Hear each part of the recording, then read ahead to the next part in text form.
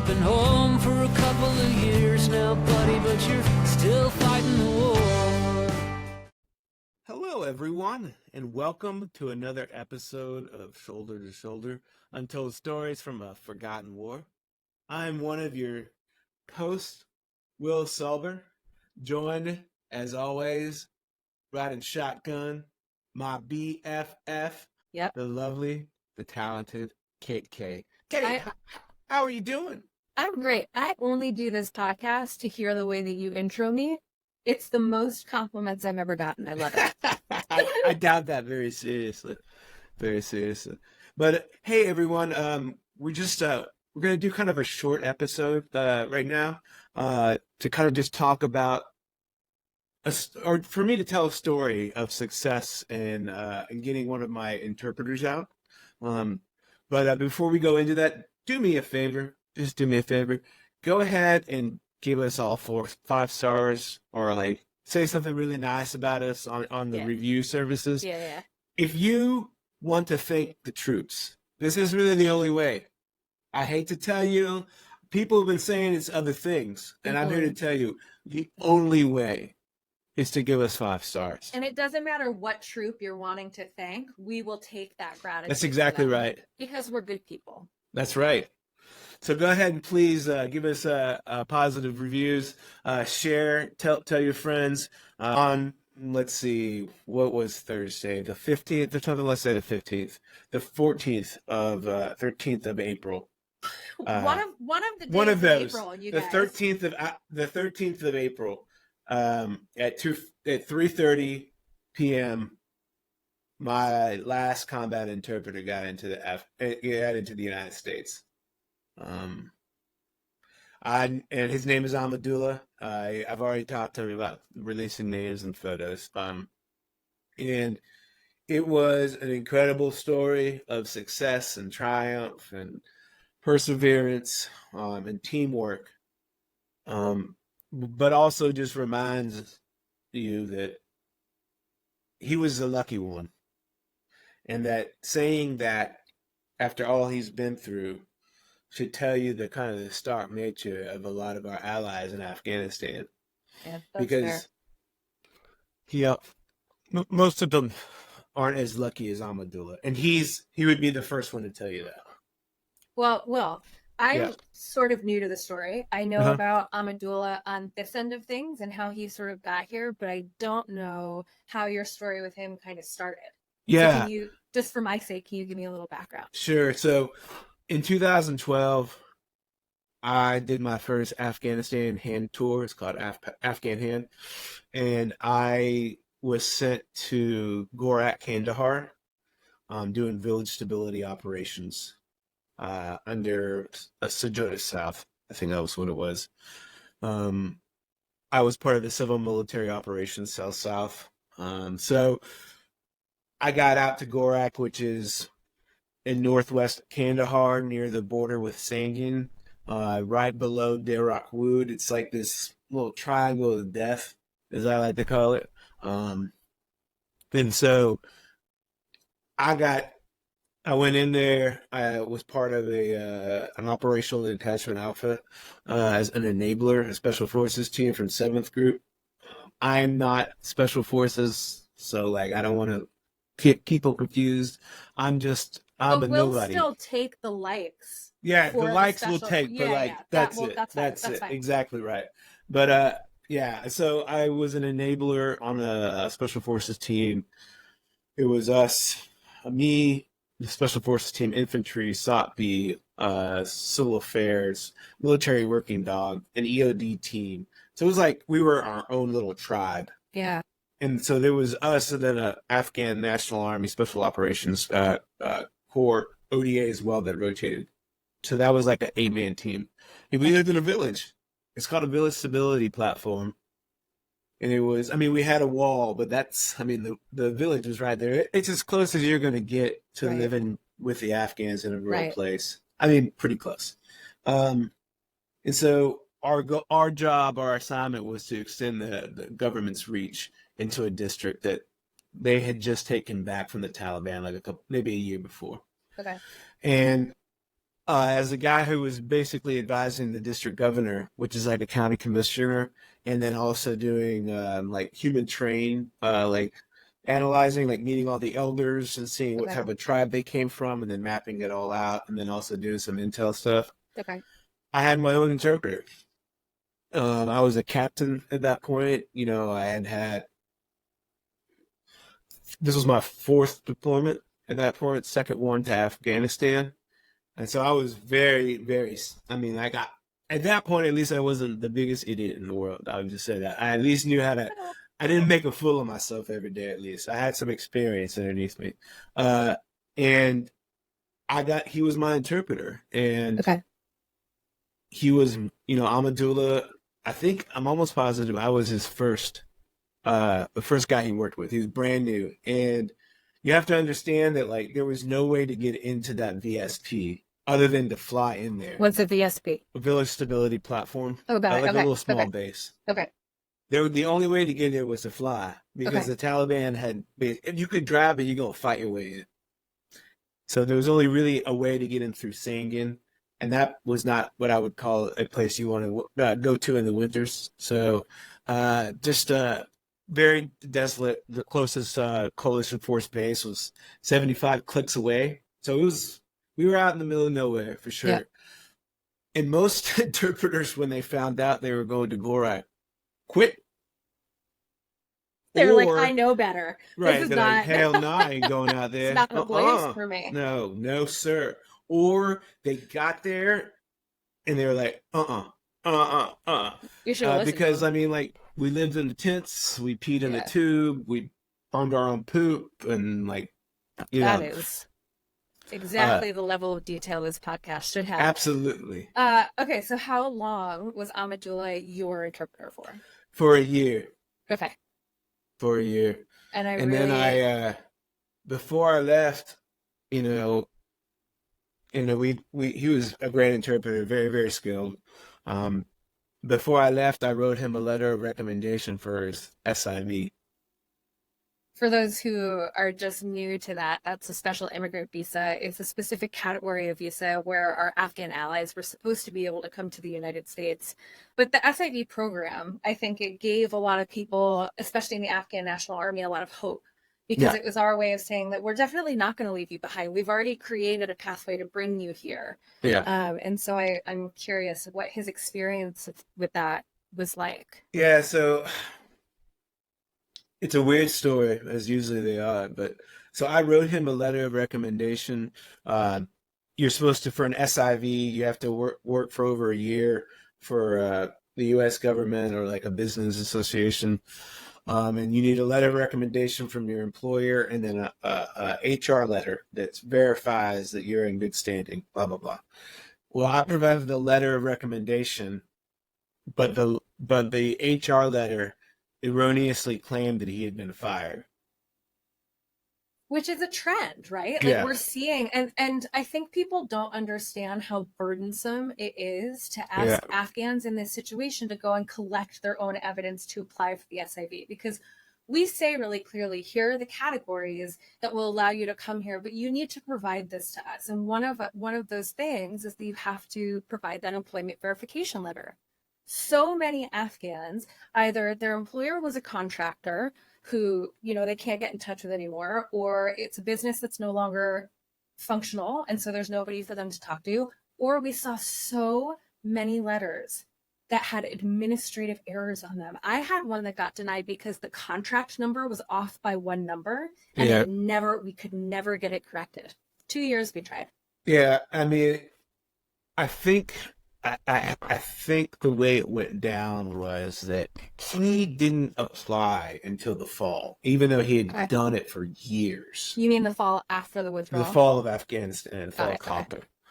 And then he submitted. And then by the time they were like, no, you're not going to get an HR letter from us, was in the spring of 2022. During that time, he had worked for a bunch of different people. I had lost track of him. I had gone back in 2014 and then 2020. And then in the spring of 2022, I got an email from his lawyer asking me if this was Will Selber, the one who wrote him a letter of recommendation. And Whoa. I was just like, oh my God, I totally forgot about him. And I did. I did. And, I've had You so many served a lot of interpreters. tours. Yeah. Yeah, yeah, and I was like, yes, I remember him. I wrote him a letter of recommendation. Why isn't he here? And that's when I got the back brief. As you know, at that point in time, it was still an emergency. Everything was an emergency in the evac community. A lot of trauma going on. I had a ton of trauma, and so he became part of the collective people that I was trying to help. And then once I got back from Strong Hope, to the Libby If they bin, want some advertising, that was right here, very smooth, brother. boom. Brought to you by Strong Hope. Are you crazy? Come on in. Anyways, We welcome sorry, I'm you. just joking. There's nothing wrong with it. I went anyway. So after I came back from treatment, I kind of was able to focus more on some of my really high at risk. I knew that he was, we had resubmitted him. I knew it was like a numbers game, how long it was going to take. He was in Pakistan at the time. But then I really started getting more engaged once the Pakistani government started kicking Afghans out. And so they've been doing that since the fall as a way to punish the Taliban for housing all the terrorists that they do, because that's happening for sure. And so that then increased the risk, right?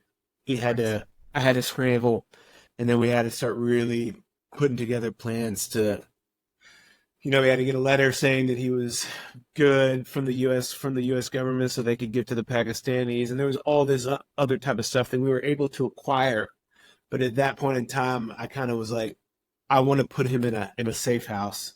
And, there's just not enough money and I can't float that high. So the Bulwark, hallowed be thy name, agreed through Jonathan V. Last and his amazing publication, The Triad, and also Jim Swift with Overtime, to push out a GoFundMe that we had created.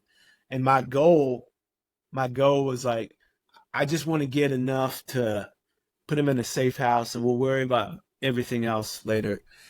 And so like 5,000 is what I was hoping for. Within like 24 hours, it was at 28,000. It was unbelievable. I have never heard of a GoFundMe from one of the volunteers that raised that much. I was just, overcome with joy. It's lovely. It was just unbelievable. What JVL did by highlighting it and talking about what we owed the Afghans. Let me just say, just right there, that the Bulwark has played an instrumental role in this whole thing where I'm at. One of the things, and I'm going to plug them a little bit here, is that, agree with them, don't agree with them on what they say, certain things, like they do believe that. And they are very true to what they say they believe. And so because, being a never Trump conservative in today's age means that hey, they're giving me a voice that talks pretty hard about Afghanistan. So it's to their credit that they highlight this issue instead of being like, well, that just didn't happen. They don't do that. And I think that is a testament to their courage. And that also by providing, a way for us to support Ahmadullah.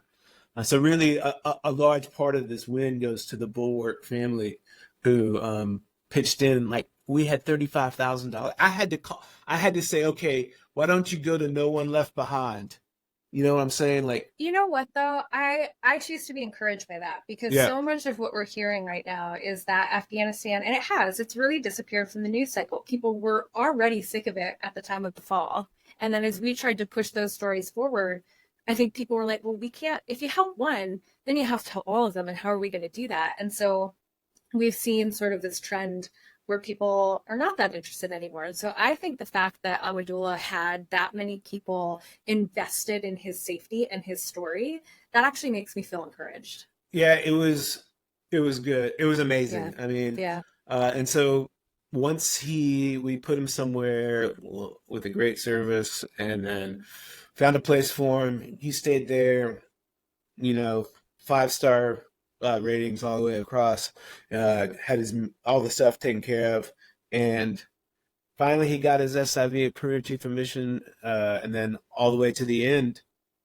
And it really wasn't that bad, like over a year maybe, from submission to approval. Okay. And finally, last week, after like months of staying in that safe house, he got the call that his passports were ready. And so once we had that in hand, with the money that we got from the Bulwark, we purchased tickets immediately instead of waiting for the government to purchase them, which can take months. Yes. And that's just a deadly game to wait. And so you get people out. And so we were able to put them on a flight, and on Friday, Ahmadullah appeared and his family. It was unbelievable. Yeah. Yeah. I mean, I had a lot to think about, we were both young men back then. I hadn't seen him for 12 years. And this man who I'd kind of forgotten about, was courageous enough to put his life in my hands, because that's what he was doing, right? On the other hand, isn't that exactly what you did with him 12 Yes. years ago? It's the reciprocity. I think when people look at these relationships, they're like, okay, yeah, it's nice that the veterans are getting involved and they're helping. It's something so much deeper. And so on the one hand, I hear you say, I lost track of Ahmadullah. I had so many tours and I had so many interpreters, but I still think that like they become a part of the fabric of your story. Oh, yeah. And so you don't have a choice. Like when this person lands and 12 years have passed, like you're aware of the passage of time and you're also aware that it didn't matter. Yeah. That's your brother. Yeah, for sure. Yeah, we just picked up like old times, Of course. He's got a beautiful daughter, Ahila, and Abdullah. I was so excited to get the pictures from you too, because And we'll and I show him wish- here. yeah, I hope that we can, because you can see the progression of how his responses are that day. Like there's the picture Yeah. that you sent when he's right about to leave to go to the airport, and tell me if you interpreted something different, but I look at that picture and I see fear. Absolutely. He's standing, he's really stiff. There's Yep. no joy in what he's doing. He's just fear. And then you get it to the airport, and that picture, there's a little bit less tension. Yep. Right. And then there's the one on the airplane, and you see the progression as this person starts to realize that they are about to take off for safety. But Yeah. also, what an immense burden that must be to be in that moment and to realize that, like, yeah, I'm really happy and I'm grateful for the safety, but I'm also leaving everything I know. It is a leap of faith. Yeah. And it's because let's face it, I mean, like I try to, put myself in his shoes, and I'm like, would I trust my family's life on somebody I met 12 years ago? I mean, we were really close to 12 years ago for 1 year. You have I to. mean, because he had to jump, and I Yeah. had to be like, look, man, I'm going to tell you how to do things, and you're going to have to do them. And you can't ask questions like, get in the car, go do this, go do that.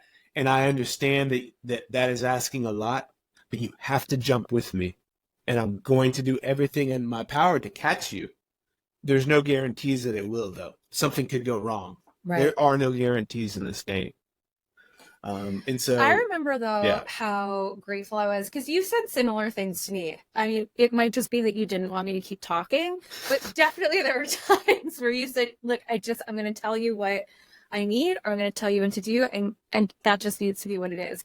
And I remember thinking that I was so grateful because you were doing something that so many other veterans found themselves unable to do, was just tell the truth. Yeah. So many veterans and so many civilian volunteers went to the Afghans who we love, and we couldn't find it in our hearts to say to them, I don't know if we can do this. I don't know if we can get you out. And to say that to someone like Ahmadullah, who should have qualified for that SIV so easily, that's hard.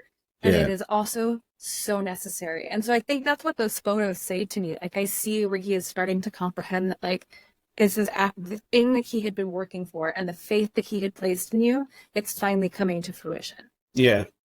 I love those photos. Yeah, they were great. And, he's in a great place in Vermont, and like great people. And like, I had a team of people. Their names are all, one is Kate as well, Kate R. I noticed that, and Yes. I didn't love it, but that's okay. So Kate, Props to KR for helping yeah, she Ahmadullah, did. truly. I mean, she had everything organized on this side of the pond, like Okay. where he was going to go with the agency. She did all the work on the visa part, like making sure he had all the things. That was more her realm. And then we have an amazing refugee agency person. Her name is Hope. Okay. Perfectly Perfect. named, Okay. right? I mean, perfectly named, and like she is retired, refugee agency, and she's basically letting them live in her apartment until they get a place of their own. And she moved out to like go live with somebody else, of one of her friends. Oh, that's the other thing. I think people, when we talk about resettlement, the evac and resettlement, there's an expectation that there's going to be this immense government support for what we're trying to do. And it's not that there's not, right? There's the CARE program and Welcome US. There are programs in place, but they're not necessarily comprehensive, and they don't always offer the type of support that we might expect, right? So like I'm thinking, what does it need to come to a foreign country and to have to start your life over? And how, like what kind of money do you need? Like the resettlement agencies don't offer a lot. It really falls on the volunteers. You're not just bringing them here. You have to deal with housing. You have to deal with jobs, food. What are we going to do to get the kids in school, medical care? Like a lot of that is not done by the government. And so it has to be done by us. The place where he's at is a small town, and there's some Afghan families there in that town. One of them, who is a incredible guy I met, that is a former SIV interpreter who got in during the fall, but prior to that he was a Afghan National Army Special Operations Corps commando and came to the United States to go to the Q course, which for those that don't know, the Q course is the Special Forces qualification course. So he graduated from the American Special Forces School, became a commando, and then became an interpreter. And some of his classmates from the Q course saved his life. But I was able to meet him, and I feel I told Ahmadullah, I'm like, you're very lucky. Like you are. And you fought for this, right? Like you are the one who rescued yourself, right? You had to make the decisions, right? But you didn't have it in your hands. Like it was a lot out of your hands. But now the challenges at least are in your hands. Like there's something that you can do to try to be successful, whatever that may be. And I think he's just set up so well. I am just overcome with joy and gratitude to so many people who had something to do with this story. And, I am, it's my wife who had to put up with me nearly losing it a couple of times. She's had to support me through this. It's taken a toll on me. Well, her name is Charity, so yes, her name is Charity. Right, exactly. God bless her. She, supported me through this. I mean, yeah, I mean, throughout this whole thing, she's been there for me. And so I'm grateful to everyone who had something to do with it, and just realize that for most, they don't have that. They just don't have this. Unfortunately, I wish it could be for everybody. Well, that's the thing, is I think we talk about the Special Immigrant Visa program, and we're supposed to be grateful for it. And in a sense, I am. There are thousands of Afghans who are able to come here because of that particular program, but it's not cohesive enough or comprehensive enough, and there aren't enough visas being offered to people for it to really make the dent that we need it to. Yeah, I think the thing about this they've made it so particular, in my opinion, if an American service member vouches for an Afghan, you can do an investigation on the American service member if you'd like. When that's fine, maybe he's running some. I get that. But after that, so what are we talking about here? Right. What do we? Why? Why does it? I mean, my thing is the interpreters, Ahmadullah, are heroes, but there are a lot of them too, judges and congresswomen and commandos, people that put their lives, that believed in us, that are right now being hunted. And it might not make a lot of like news, but anybody who knows and looks for it, it's all over. Oh yeah. Like every day. And Yeah. I talking to Ahmadullah about it. He's like, he's from Kandahar, and he's like, yeah, people, they just show up sometimes and they come into somebody's house and Well, they what never hear was from his again. experience like since the fall in August of 2021? Give people an idea. He of, tried like, to make it. He tried to make it into HKIA, but wasn't able to get in.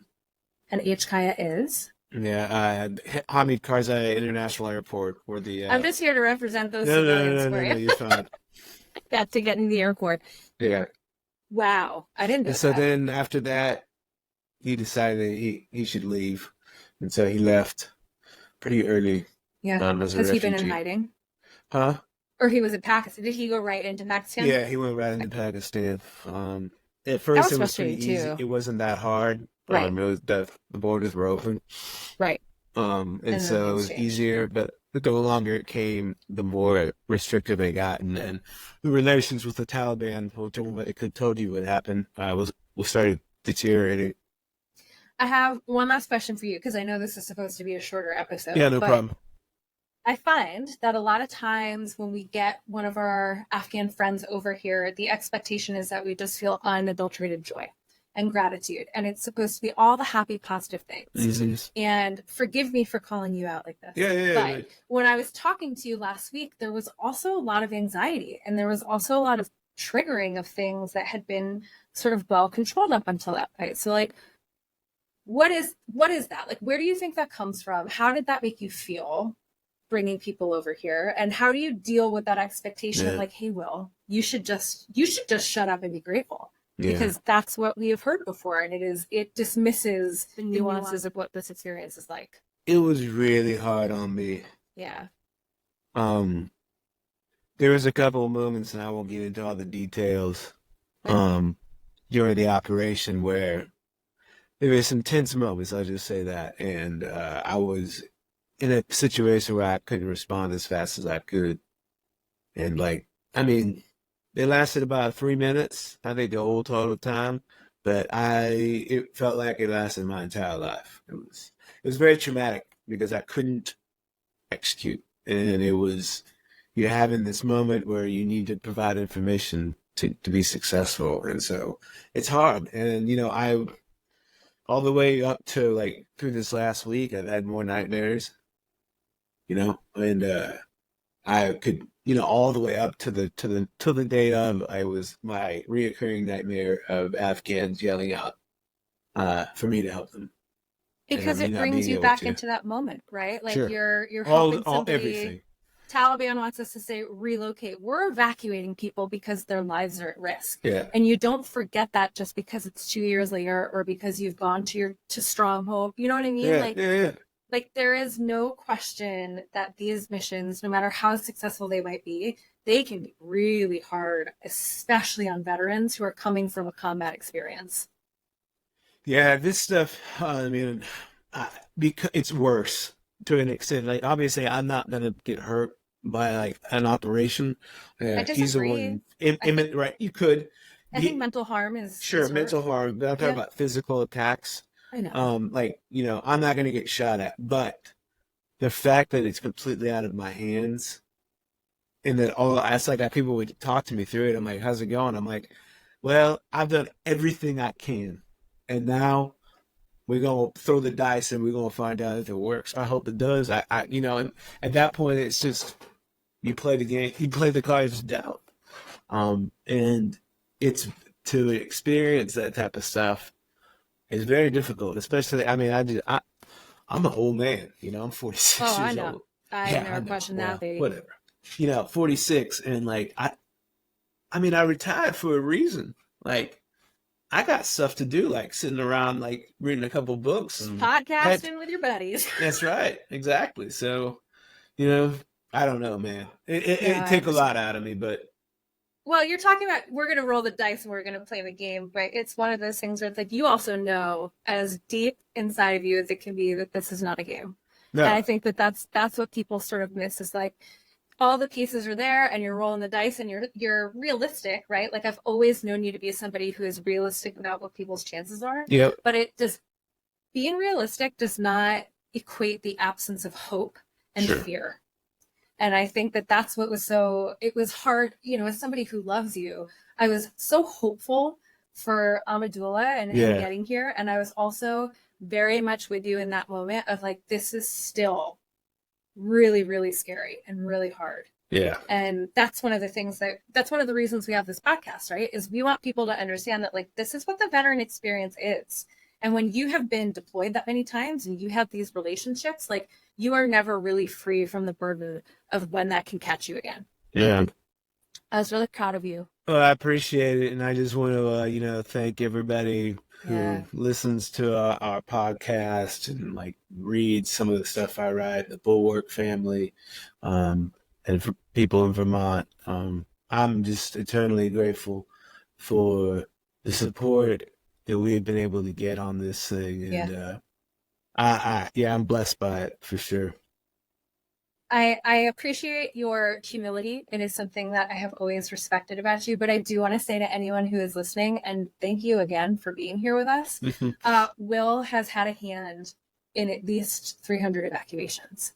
And that number to me is somebody who has been a part of the withdrawal process since October of 2021. I have not heard numbers like that from individuals. Sometimes groups can get out that many people, but to me, what you did and the lives that you have impacted and the way that that is going to change generations of lives, like I don't want you to underplay that because no one else is. Those Afghans, Ahmadullah, they know that Will Selber was on the other line waiting for them. And Will Selber was at the airport. And so I just want to take a moment to remove that humility and offer a little bit more. Let's say, I appreciate that. The best thing I ever did in my career was the last few years of it. And there are so many people who are here because you put in the work. The best thing I ever did with my career was trying to salvage our honor. And it took a price, but, the best thing about my retirement ceremony, and I'll put a picture up here, that's so great, was all the Afghans that were there, about 50 of them. Yep. Sami Sadat, Habatullah Al-Azhar. It was incredible as a guest to look over, because I've been to a lot of retirement ceremonies, and it was something so markedly different than what I was used to, because it wasn't just the brothers and sisters that you served with in the U.S. military, but it was also everybody else who touched your service in some way. And I remember thinking, that's what it means to be an ally. I appreciate that. God bless you. And it was my honor always to uphold the promise. And my to support you, friend. Everybody, thank you so much for joining us for this update. Will has been so excited to be able to offer this one, and I'm so excited to just offer my support. So, and I love you, Kate. I love you. Episode 3, y'all. We'll be back next week. All right. Till next time. All right. Bye.